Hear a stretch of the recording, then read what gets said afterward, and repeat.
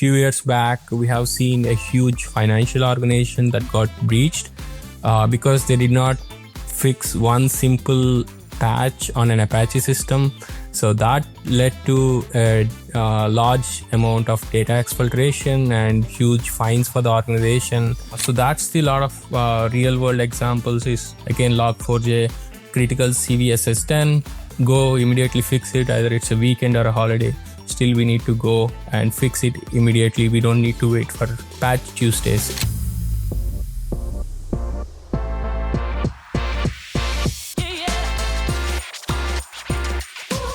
Hello, welcome to the brand new episode of the Cyber Risk Podcast, where we talk about the breadths and depths of cyber risk management. Today, we have another stellar guest with us, Ravi Chinni, who is the Global Head of Identity and Access Management at S&P Global. Welcome to the podcast, Ravi. Oh, thank you so much, SB. And first of all, thank you for inviting me to the podcast. And I would like to say hi to all your audience and looking forward to having a great conversation with you. In today's podcast, we're going to delve into three main topics. First, the complexity of cyber risk management across an enterprise like yours, effective risk burndown at your scale, and then thirdly, the role of identity and access management in cyber risk management. So Ravi, let's get straight into it. Let's set the stage for the audience so that they can truly appreciate the scale at which you work, right? So let me start with asking you, companies leverage cloud, third-party infrastructure, on-prem infrastructure, so many different ways to host different applications, right? I always say that attack surface is like entropy. It always increases with time, right? Yeah. We never really see the company where they're reporting that we have truly minimized our attack surface, right? So it's not the world, it's not how things are going. So I would say that given the complexity, Ravi, how does security team like yours begin to map out risks from these different various attack surfaces and tools out there?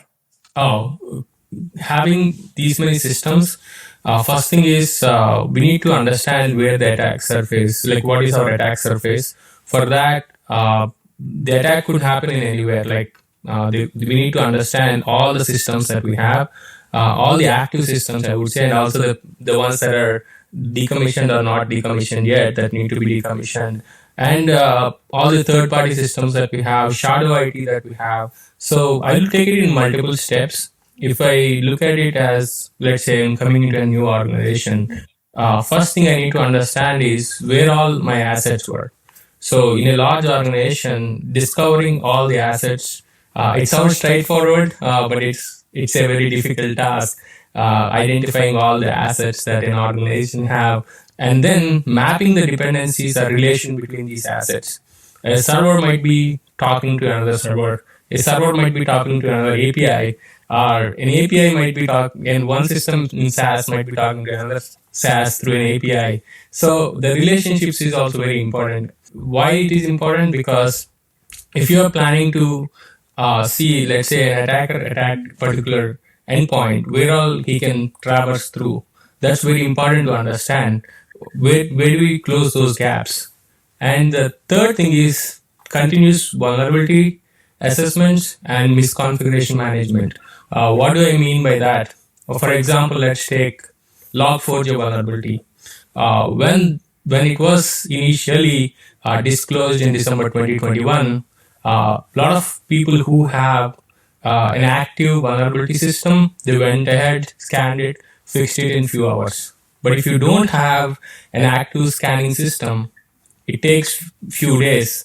By the time people already started seeing attacks on Log4j. So it's always important to have a continuous vulnerability assessment and continuous discovery and remediation. This approach is critical because complexity is not going away. Instead, we are aiming for something achievable. First thing is visibility.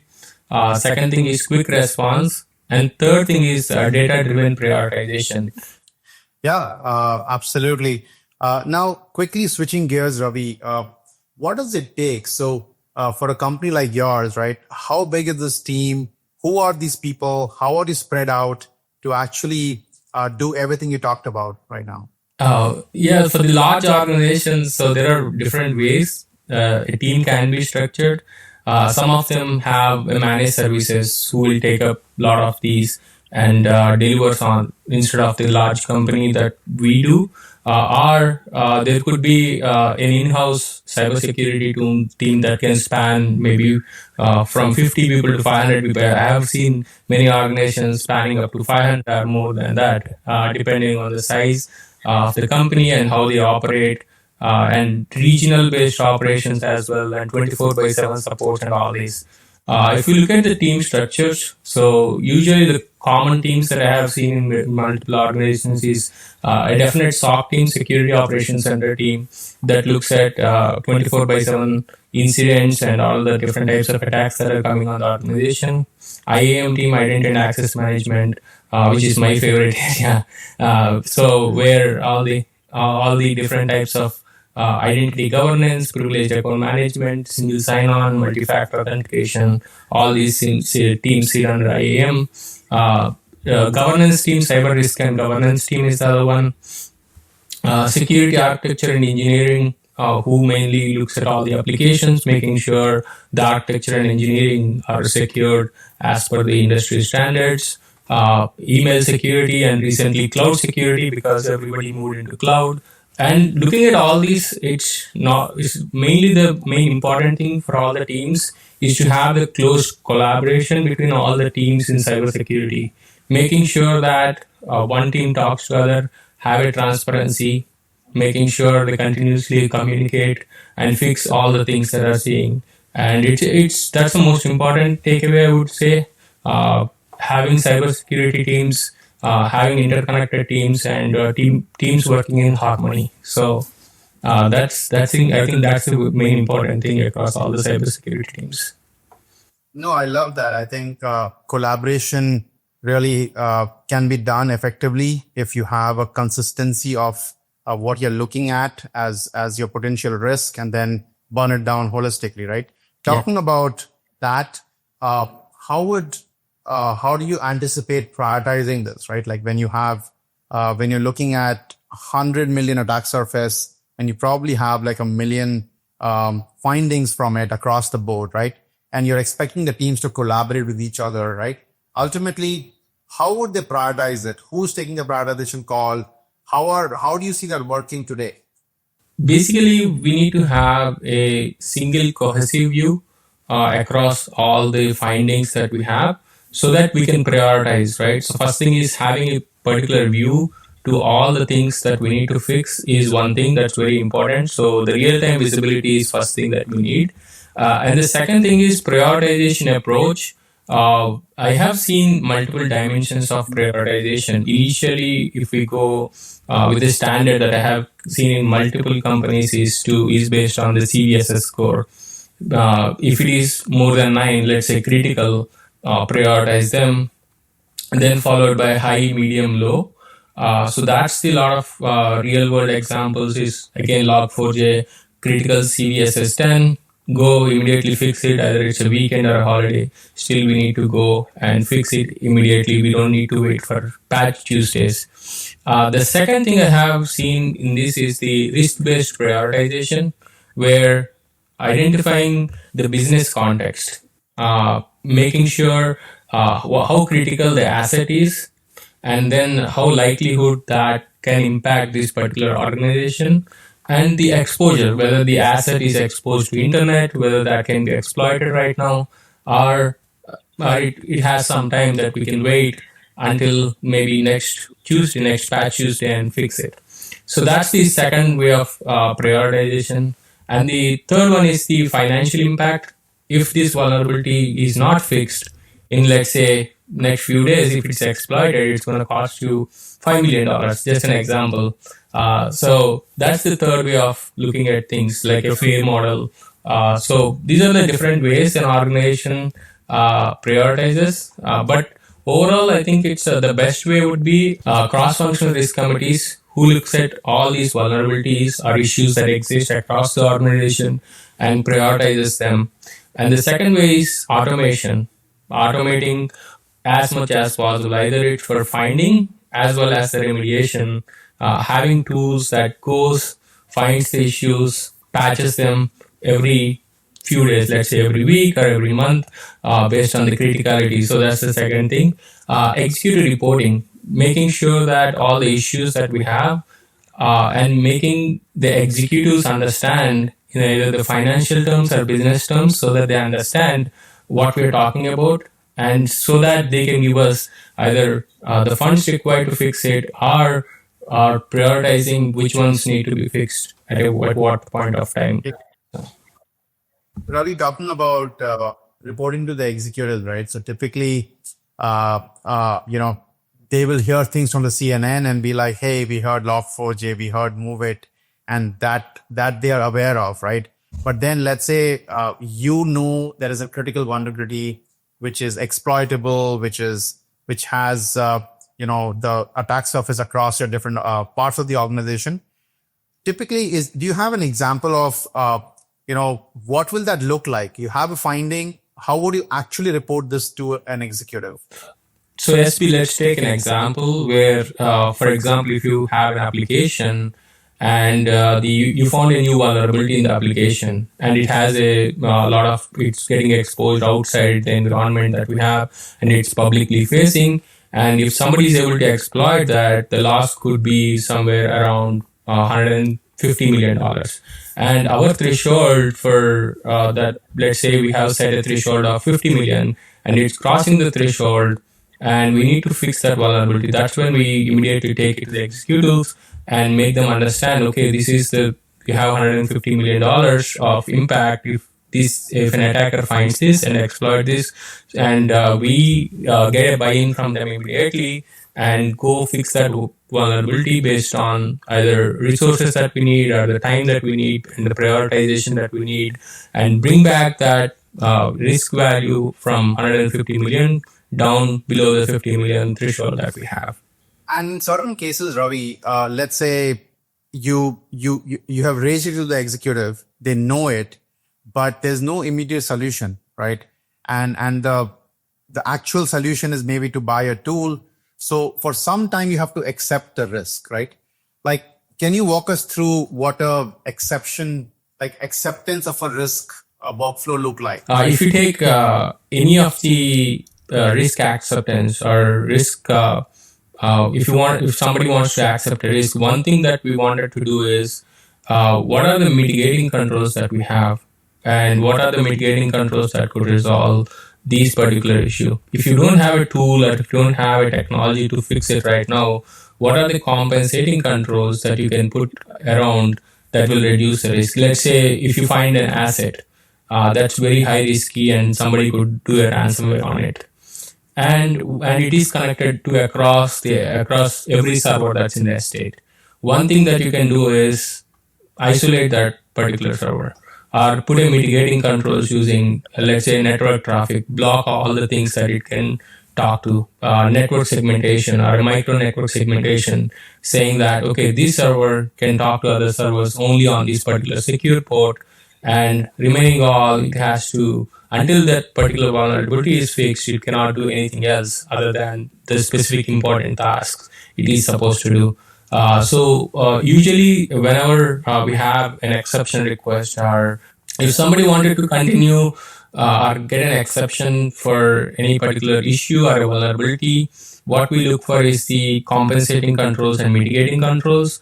And if that reduces the risk below our threshold, that's when the exception will be usually approved, and the committee looks at all the things around it, and also it needs to be remediated in specific time period, let's say 1 month, 6 months or something, rather than undefined amount of time. So those are the different things usually the management looks at, compensating controls, in what time that's going to be remediated, and what are the different controls that we can put in so that that is contained, the issue is contained. So, Ravi, you talked about cyber risk quantification, right? Where you have all of these findings, and you said financially you can burn it down. What does that look like, right? Like, especially when you're a board member who has an attention span of like that one meeting once in a quarter, right? They remember numbers so well, right? So they'll remember a number, and next time when you go, they'll just ask you about that number, right? So how do you typically, what is an ideal way to present financial risk from cyber to the board? Yeah, so coming to the board, I think the one thing that they understand best is the numbers, as you said, which is mostly the financial numbers. So if you put something in numbers and tell them, okay, today our risk is, let's say, $100 million, and we are burning down it at a rate of, let's say, $5 million or $10 million per month. So you can go back to the board in 10 months, or sorry, in 3 months or in 6 months, and tell them, okay, we have initially when we reported it's 100 million, now it has come down to 75 million. That way they understand how we are burning down our risk, and also they understand how we are progressing. So there could be ups and downs in the numbers, because every day there are new vulnerabilities and new issues that could pop up. But overall thing that they wanted to see is, are we going down as the time progresses? And if there is a uptick, we should have a proper explanation on what is the exact cause that has caused that uptick, and how quickly can we come down. So those are the important things that board always looks for, and tries to understand how quickly we can keep going it down, and keep it under the radar, which is our risk threshold. So Ravi, in your time and working at large enterprises, do you have any example of a real world hack where something as simple as you knew it, right? You have seen something unpatched, and that led to the extreme outcome that you don't imagine, right? Like any example of that you want to share with the audience? Yeah, so one example I can think of is few years back, we have seen a huge financial organization that got breached because they did not fix one simple patch on an Apache system. So that led to a large amount of data exfiltration and huge fines for the organization, and a lot of follow-ups and a lot of remediation steps after that. So it's a simple fix, but it's a one Apache system that's exposed over internet, and the threat actors are able to take advantage of it. So I think it's very important to make sure all our systems are patched and continuously monitored. And I know it's simple to say patch every system, but it's we need to make sure if your patch cycle is not long enough, you have a mitigating controls that can prevent that from happening. So Talking about operationalization at a scale like yours, right? You start with the risk. How does it, like, we talked about different teams as well, right? And I'm sure your team is not the one who's fixing it. The fix is probably with the application team. So how do you convey what to fix, and how do you track how the risk is coming down from your practical experience? So there are different type of issues in the organization. Either it could be a vulnerabilities, or it could be an application issues, or it could be AppSec scanning that happened, where they found some issues that need to be fixed, which needs to be fixed by app team. And let's say if it's vulnerability, it may need to be fixed by infrastructure team. If it is a SaaS misconfiguration, it needs to be fixed by, again, the application owner. So the general practice is first thing is we need to share them the list of issues that we have. We send out a report to them saying these are all the issues that you have. And this is the time period as per our company policy, either based on the criticality, it could be 30, 60, 90 days or 120 days. Whatever is the time period that we have, you have this much of time until from the day of reporting, you need to fix these issues.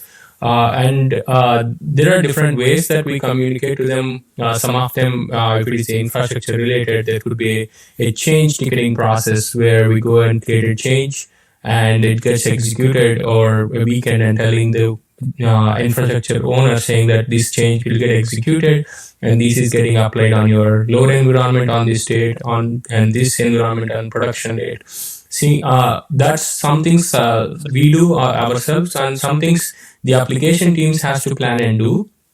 And how they plan is once we send out a report and the vulnerabilities that they have or the misconfigurations that they have, they go back They look at what change cycle they have. Either it could be putting them in their sprint cycle or into their issue board, and they track it until the closure. What we recommend them is prioritize all the security issues as early as possible so that they get enough time to remediate it, test it in the lower environment, and push it to production and retest it.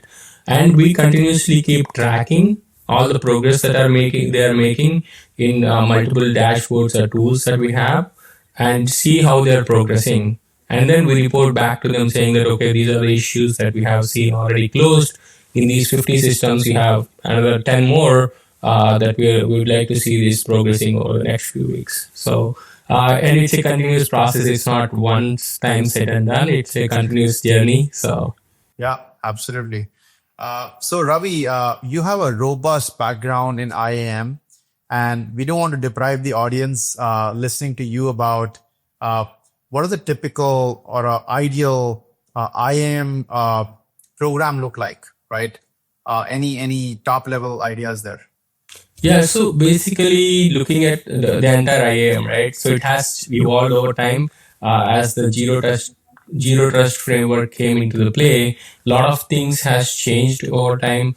One of the things that IAM has, I would say IAM is the first layer of defense. When it comes to before it used to be network, before now with the zero trust, IAM is the first layer. As everybody moved to SaaS, everything is publicly available. One thing that secures is the identity. So governance of identity is very important. First thing, you need to continuously monitor what identities that you have, what activities it is performing. If you have any orphan or unused identities, continuously clean up those. And the second thing is the securing your privileged accounts. Privileged accounts exist in every system, either it's your administrative accounts or APIs that has excessive permissions. You need to secure them, continuously rotate the credentials or API keys on time to time basis. And the third thing is recertify them, making sure you continuously recertify all the permissions that you give to the people rather than having it as a static permissions across the board. So bring in just-in-time provisioning and just-in-time access provisioning. And last but not least, multi-factor authentication, even for your personal accounts or for the business accounts, make sure you secure them with multi-factor. A strong multi-factor authentication is very important. There is so many things that you can add, device context or device-based posture checking and all that. But MFA is the primary thing that I would recommend for everyone, either it's for personal use or for the business use. Awesome. Ravi, thanks a lot for your time today. It was extremely valuable to hear your thoughts and your experiences so far. So thank you so much for your time. And yeah, with that, guys, this is the end of the podcast for today. And we'll see you in the next episode. Thank you so much. And Thank you, bye-bye. SV. Thank you. It's nice talking to you.